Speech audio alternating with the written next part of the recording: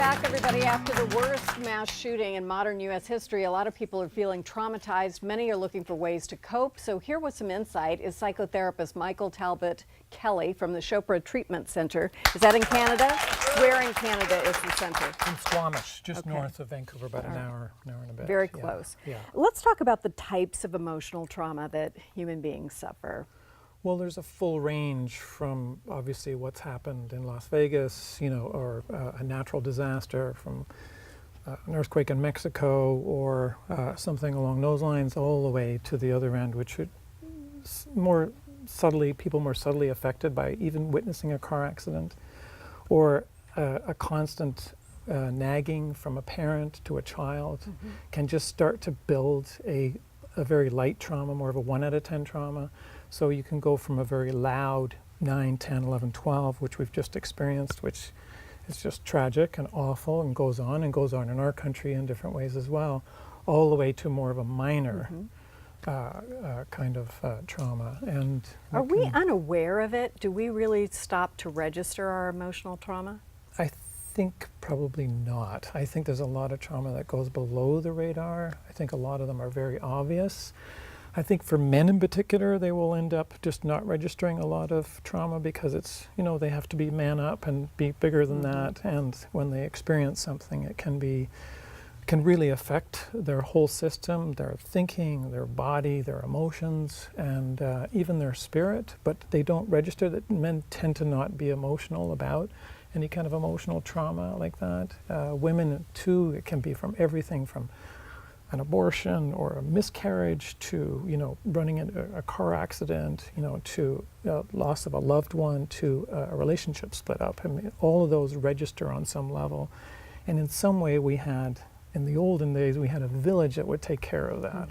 And that kind of loving, concerned, compassionate care would be a difference maker for somebody to be able to relax into allowing the body to express that trauma in healthy, positive ways.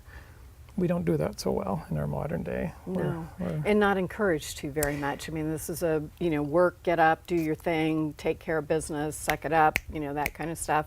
Everybody's sort of in that, not everybody, but most people are in that mode. And then I'm thinking, I don't want to say social media about everything, but the fact that we do have TV and we have these traumas that come from all over the world that come into our sphere. I'm not sure any human being was ever meant to be able to process all of that. No. So what can you tell us about maybe day to day what individuals can do to get more in touch with that and to figure out how to handle it in a positive coping way? Yeah, very good question. I think the first thing is just the education about it. I mean, I think things do register. Sometimes they don't always cognitively register, but the body goes, we take a breath back. So a big part of it is kind of awareness and mindfulness.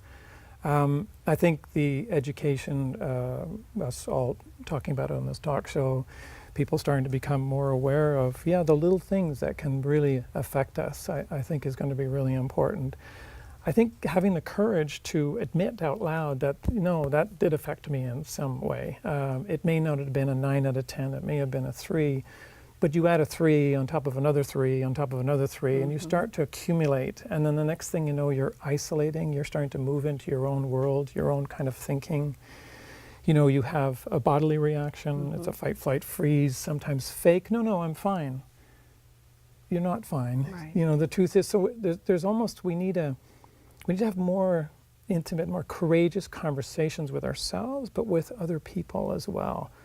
I think we need to be thinking about, reimagining our village or our community. And sometimes family members are the best for that kind of care and support, that we need, especially I can think right now for what's going on in Las Vegas, those families, I can't imagine what's going on. It's just, None of us can.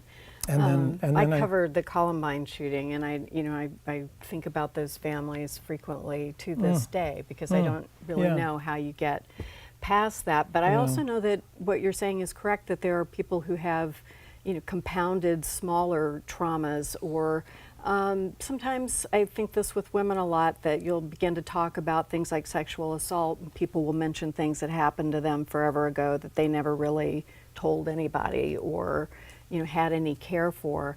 So how do you know at a personal level when maybe it's a good idea to talk to somebody in a therapeutic setting? Good question. I think the first answer is, if in doubt, maybe go and seek some help and just double check. But I think the fight, flight, freeze response and fake response, or I'm fine response, if you find yourself saying that, but you really are noticing that you're hyper reactive, you're hyper vigilant, you're not sleeping, you finding that you're not able to function in your work in the same capacity, your short-term memory is going. There's a lot of real effects here, a lot of adrenaline, cortisol in your system. I think you need to consider that there's something that happened that may have gone below the radar for us, for that person. That's such good advice, and we can take that in. Does your inside match your outside? And if not, then it's time. Yeah. So let's take that into account in our lives. We'll be right back. Thank you very much.